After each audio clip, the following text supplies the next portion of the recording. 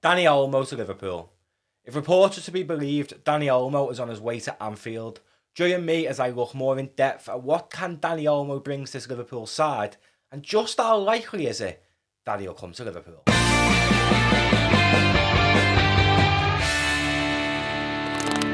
According to reports, Dani Olmo was seen as a natural heir to Bobby Firmino's throne at Anfield. Dani Olmo left Barcelona at a young age in 2014.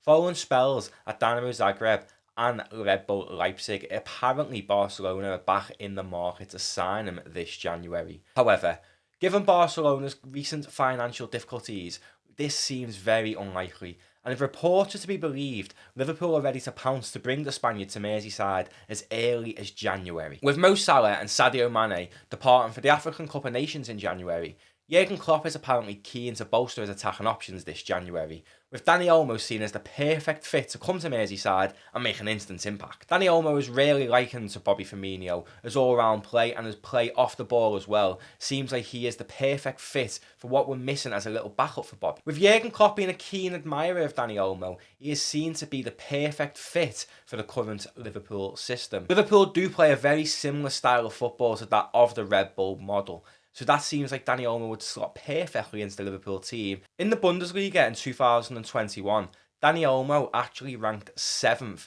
for shots attempted, key passes completed, and shots on target. He also ranked 3rd for intelligent passes completed, and also returned 5 goals and 9 assists in the 2020-21 Bundesliga campaign. Dani Olmo also ranks in the 85th percentile for assists per 92. Now, when you're looking at them numbers, it suits Liverpool perfectly. 85th percentile for assists per 90. He's an absolute gem at the age of 24. If we take a look at Dani Olmo's heat map on the screen right now, we can see he is absolutely everywhere on the field.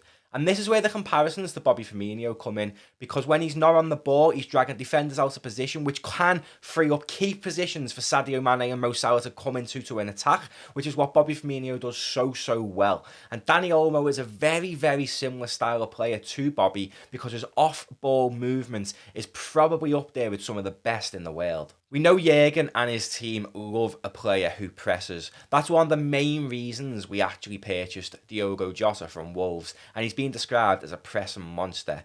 Whereas Dani Olmo actually ranks in the 74th percentile for presses per 90 and the 83rd percentile for his interceptions per 90. He is an absolute monster, and these numbers only get better when they come to Liverpool. Diogo Jota's improved by 5 or 10% when he comes to Liverpool, and his interceptions improved by about 20%, I think.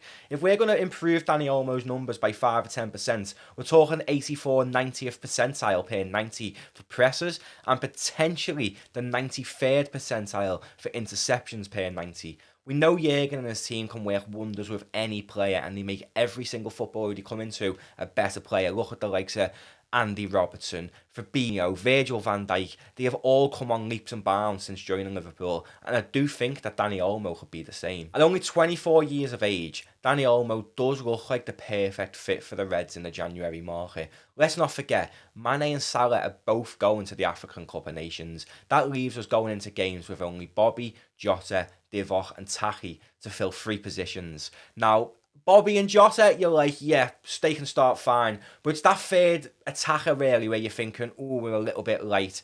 Dani Olmo would instantly replace that. Although he's pretty much a very similar style of player to Bobby, we also know that Bobby can play the number 9 position and be lethal on the attack. At only 24, Dani Olmo does look like a perfect addition to this Liverpool side.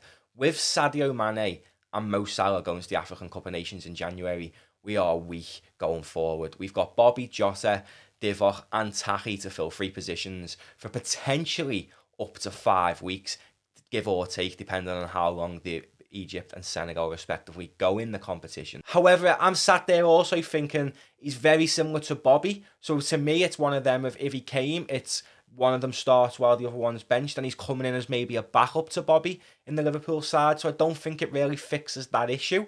In January, he's a lot stronger than the options we've already got, but he's also very similar to Bobby Firmino. So that problem we've got in January, I don't feel as though it solves it too much, because I don't think you can play Bobby on either of the wings. So he's going to have to play down the middle. And Dani Olmo, I think he's more effective down the middle as well.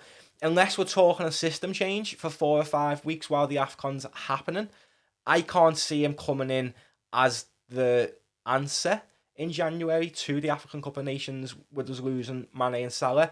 I can maybe see him coming in the summer as a backup to Bobby. But don't get me wrong, if we signed him in January, he is a solid backup for when Bobby is maybe injured or he just needs a rest. Because José naturally plays down the left, although he was very effective against Southampton down the middle. His natural position is probably on the left or on the right, on the wings, basically.